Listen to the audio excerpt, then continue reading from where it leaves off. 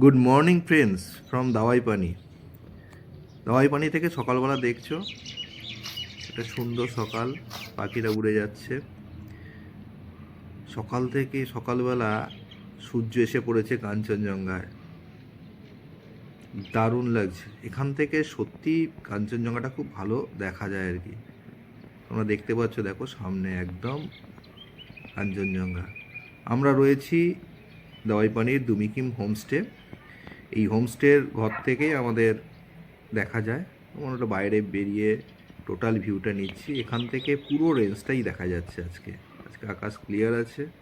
এই দার্জিলিং শহর তোমরা দেখতে পাচ্ছ, দার্জিলিং শহর। এই দার্জিলিং শহরের এই পিছন দিকটা, এটা সাউথ পার্টটা নিচের দিকে। এখান থেকে আমরা দুমিকিম হোমস্টে নিয়েছি ঘর। এটা 1200 টাকা করে পার ডে পার হেড লেগেছে, কিন্তু জায়গাটা অসাধারণ। তোমরা আসলে এখানে থাকতে পারো। এই হচ্ছে আমাদের ঘর, দেখতেই পাচ্ছ। এই যে ঘর, জানলা থেকেই পর্দা সরালেই কাঞ্চনজঙ্ঘা। তো আমরা একটু সকালে টিফিন করে আমরা বেরিয়ে যাব। আজকে আমরা লেপচা জগতের দিকে যাব। তো আমরা বেরিয়ে পড়েছি এখান থেকে ব্রেকফাস্ট করে। তো ঘর মোটামুটি ভালোই, আমাদের এক্সপিরিয়েন্স ভালোই হয়েছে। তো আমরা এখন এখান থেকে লেপচা জগতের দিকে যাব, কিন্তু পথে আমাদের ঘুম হয়ে বাতাসিয়া লুপ ঘুরে আমরা লেপচা জগতে যাব। তো এখান থেকে মোটামুটি 11 কিলোমিটার রাস্তা, 40 মিনিট মতো সময় লাগবে, গুগল দেখাচ্ছে। তো আমরা এখন যাচ্ছি ঘুমের দিকে।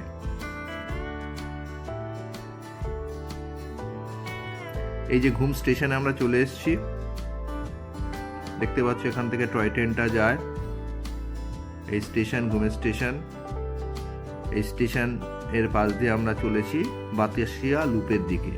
এই দিকটা হচ্ছে দার্জিলিংয়ের দিকে আমরা যাচ্ছি, আর যেটা সোজা চলে যাচ্ছে সেটা হচ্ছে লেপচা জগতের দিকে। তো আমরা এখন সোজা দার্জিলিংয়ের দিকে যাচ্ছি, গিয়ে বাতাসিয়া লুপটা ঘুরে দেন আবার রিটার্ন করে আমরা চলে আসবো লেপচা জগতে। তো আমরাই চলে এসেছি Gorkha war memorial Batasia loop.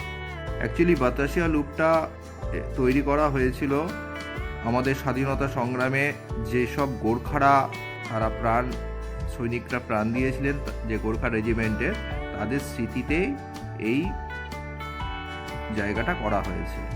তো এর যে বেদিটা, সেটা একটা ত্রিকোণাকৃতি গ্রানাইট দিয়ে তৈরি। আর এখান থেকে যে দেখতে পাচ্ছ ন্যারো গেজের টয় ট্রেনের লাইন করা হয়েছে।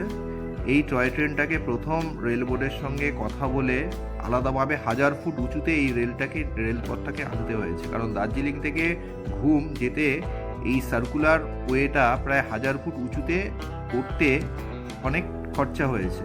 তো 1988 সালে এটা ফুললি ফাংশনাল হয়েছে। আর ওয়ার যে মেমোরিয়াল, যেটা উদ্বোধন হয়েছে 1995 এপ্রিলে।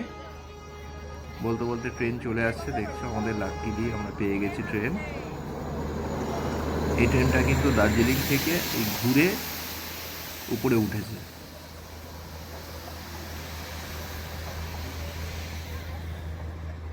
খুব সুন্দর লাগছে। আর এখান থেকে কাঞ্চনজঙ্ঘার ক্লিয়ার ভিউটা খুব দারুণ লাগে। ওই যে দূরে দেখতে পাচ্ছি ওয়ার মেমোরিয়ালটা। বলতে বলতে আর একটা ট্রেন, দুটো জোড়া ট্রেন একসঙ্গে এলো। আমাদের কপাল খুব ভালো, এই সময়টাই পেয়েছি।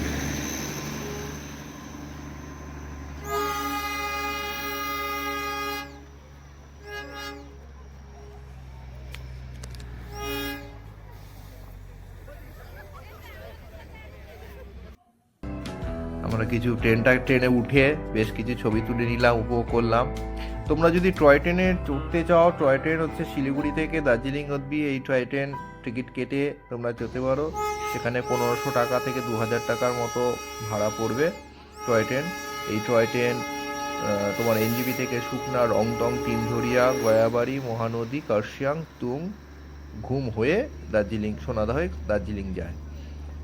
তো সেইভাবেও আসা যেতে পারে। আর আমরা এখান থেকে টয় ট্রেনের উপভোগ করছি। এটা হচ্ছে বাতাসিয়া লুপে ছোট্ট একটা স্টেশন হল করা আছে।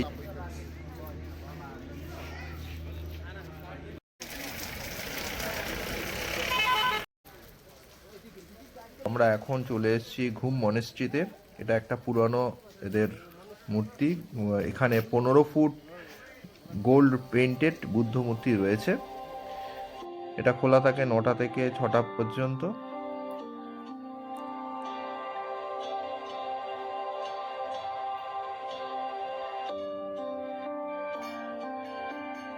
খুব সুন্দর ভেতরে কাজটা, দারুণ ঘুম মনেস্ট্রি। আচ্ছা, এইবার আমরা এখান থেকে আমরা চলে যাচ্ছি লেপচা জগতে। ওই যে ঘুম থেকে যে রাস্তাটা সোজা চলে গেছে সেই রাস্তা ধরে এই রাস্তাটা যাচ্ছে লেপচা জগৎ। এই লেপচা জগৎ হয়ে সুখিয়া পোখরি হয়ে তোমরা সীমানা বর্ডার দিয়ে মিরিক হয়েও নিচে নামা যায়। এই রাস্তাটার সৌন্দর্য অসাধারণ। দুদিকে পাইনের জঙ্গল, নীলাকাশ, নিচে কালো রাস্তার মাঝখান থেকে আমরা এগিয়ে চলেছি। ও দূরের দৃশ্য দেখো কি সুন্দর। আমরা লেপচা জগতে থাকবো সালাকা হোমস্টে। তো সালাকা হোমস্টে ওখানকার সবচেয়ে টপ জায়গায় হোমস্টে ওখানে। তো আমরা বুক করে নিয়েছি এখানে সালাকায়। আমরা 1000 টাকা করে room per day per head আমরা নিয়েছি। তো তোমরা যদি লেপচা জগতে থাকো সালাকাতে থাকবে, কারণ সেটা সালাকা থেকে একটু পরে আমি বলবো কেন সালাকা তোমরা প্রেফার করবে। তো এখন আপাতত আমরা সালাকার উদ্দেশ্যে চলেছি লেপচা জগতে। তোমরা পথের মজাটা নাও। সুন্দর রাস্তা এবং প্রাকৃতিক সৌন্দর্য অসাধারণ। পারলে লেপচা জগতে একদিন থেকে যেও তোমরা।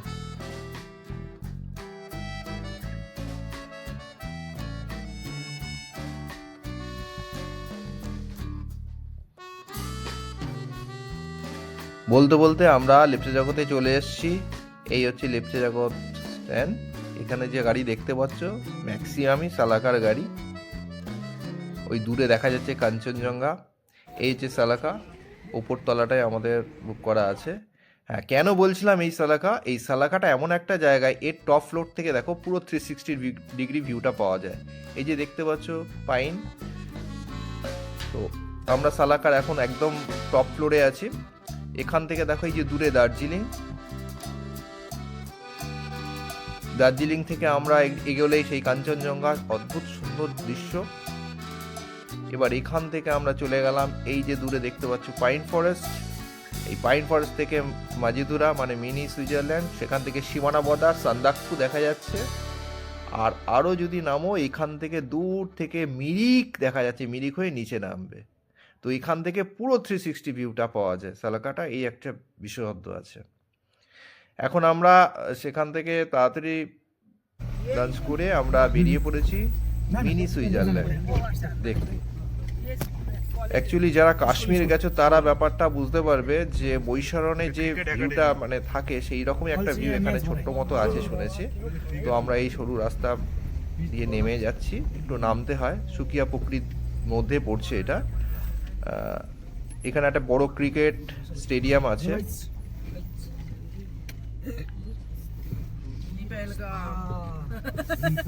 এই স্টেডিয়ামটা সামনে গাড়ি রেখে আমরা মাঠটা ক্রস করলেই নিচেই হচ্ছে সেই মিনি সুইজারল্যান্ড, যেটা অ্যাকচুয়ালি বলা হয়। এই দেখতে পাচ্ছ সেনা একটা কলেজ, দুবকা কলেজের মাঠ। তা এই মাঠে প্রচুর খেলাধুলা হয়, স্টেডিয়ামের মতোই বানানো, সুন্দর বেশ চারদিকটা।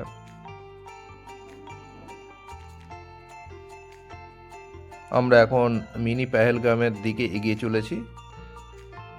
অ্যাকচুয়ালি মিনি পেহেলগাম মানে পেহেলগামের যে বৈশারণ যেটা আছে সেটা দেখো। এই যে আমরা প্রায় ঢুকছি। এখানে অনেকে এসছে ঘুরতে। জায়গাটা কিন্তু দারুণ লাগছে। পুরো পাইনের জঙ্গল, মাঝখানে পুরো মাঠ। এই দেখো, যারা কাশ্মীরে গেছো তারা বৈশারণে যদি যাও তাহলে বুঝতে পারবে, একদম মিল পাবে, একদম সেম মতো লাগছে আর কি। অ্যাম্বিয়েন্সটা একই রকম করেছে, দেখো অ্যাম্বিয়েন্সটা প্রায় একই রকম, ছোট্ট বাট যেন মনে হচ্ছে একদম কাশ্মীরে সেই বৈশারণে চলে এসেছি। তো যদি তোমরা যাও অবশ্যই এই জায়গাটা এসো, দারুণ লাগবে। আমাদের তো খুব ভালো লাগছে। এখানে কিছু কিছু এখানকার স্থানীয় লোকেরা কিছু চা কফি খাবার নিয়ে বসেছে পসরা সাজিয়ে। তো এখন সেই মিনি পেহেলগামের সৌন্দর্য উপভোগ করছি আমরা।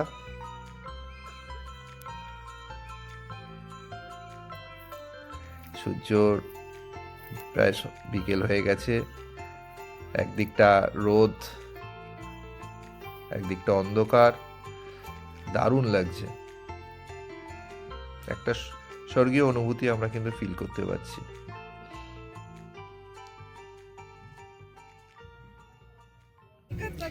আমাদের দেখা হয়ে গেছে, এবার আমরা যাব একটু পাইন ফরেস্টের দিকে। আমরা যে সালাকার ছিলাম তার কাছেই, মানে অ্যাকচুয়ালি এই মিনি পেহেলগাম আর আমাদের সালাকার মাঝামাঝিতে পড়বে ওই পাইন ফরেস্ট। তো আমরা পাইন ফরেস্টে একটু ঘুরে যাবো, এই জন্য তাড়াতাড়ি এখান থেকে বেরিয়ে পড়েছি। প্রায় বিকেল মানে সন্ধ্যা হতে যায়। তো বলতে বলতে আমরা প্রায় চলে এসেছি আমাদের লাগবে একটু পাইন ফরেস্টে। এই যে দূরে দেখতে পাচ্ছ এটা হচ্ছে পাইন ফরেস্ট। এই পাইন ফরেস্টে আমরা ঢুকে কিছু ছবি তুলে নিয়েছি। এখন আমরা চলে এসেছি এই সালাকা হোমস্টে থেকে সামনেই একেবারে উঁচু সবচেয়ে টপ পজিশন, যেখান থেকে সানসেট দেখা যায়। এখান থেকে হেঁটে আসা যায়। তো এখানে একটা টিকিট কাউন্টার করেছে, 20 টাকা করে নিয়েছে। ওই যে দূরে দেখতে পাচ্ছ ওইখানে উঠে ওখান থেকে ভিউ পয়েন্টটা দেখা যায়। এই যে আমরা উঠেছি, উপরে উঠছি টাওয়ারে।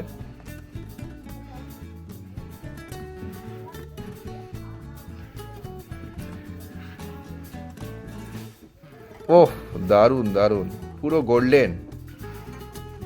অবশ্যই এসো এখানটা, দারুণ লাগছে। ক্যামেরাতে কতটা আসছে জানি না, কিন্তু একদম সুন্দর, মানে পুরো সূর্যের আলোটা পড়েছে যেন পুরো সোনার মতো চকচক চকচক করছে। দারুণ লাগছে এই জায়গাটা।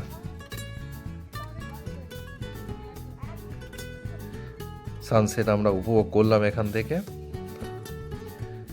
অবশেষে আমাদের সালাকা হোমস্টেতে নাইট, প্রচণ্ড ঠান্ডায় আমরা এখন সবাই একসঙ্গে মিলিত হয়েছি।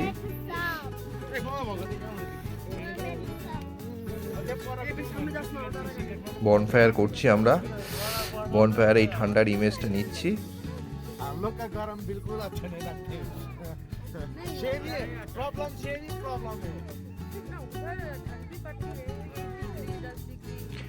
শুধু খুব বনফায়ার, তার সঙ্গে চিকেন বারবিকিউ না হলে জমে নাকি? তো সঙ্গে চিকেন বারবিকিউ আমরা করছি। এই চিকেন বারবিকিউ করে আমরা রাতটা উপভোগ করব, তারপর ডিনার করে শুয়ে থাকবো। তো আজকে এই দিনটা আমরা খুব ভালোভাবেই কাটালাম, সকাল থেকে খুব সুন্দর একটা দিন কাটলো। তো এরকম মেমোরেবল ডে তোমরা উপভোগ করতে চাইলে তোমরা এইভাবে প্ল্যান করে এগিয়ে আসতে পারো। তো আজকে এই ব্লগটা এই অবধি। যদি ভালো লাগে লাইক করো, শেয়ার করো, আর কিছু জানার থাকলে কমেন্ট করে জানিও। থ্যাংক ইউ সবাই।